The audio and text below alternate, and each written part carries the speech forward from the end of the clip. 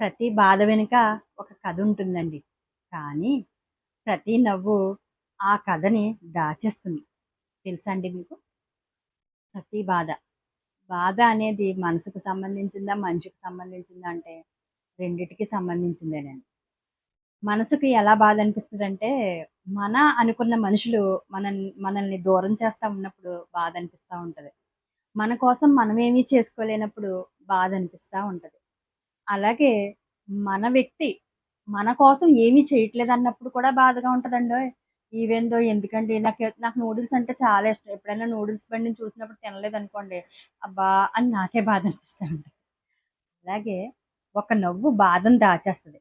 మనం బాధపడుతున్నాం. ఇంటికి ఎవరైనా చుట్టాలొస్తారు. వచ్చినప్పుడు రండి రండి ఎలా ఉన్నారు? ఏం చేస్తున్నారు? బాగున్నారా? కూర్చోండి మంచినీళ్ళు తాగుతారా? టీ తాగుతారా? అని నవ్వుతా మాట్లాడేస్తాం. కానీ మన మనసులో వెనకాతలున్న బాధ ఉంది చూసారు? ఆ ఒక్క నవ్వు ఈ బాధను దాచేస్తదనమాట.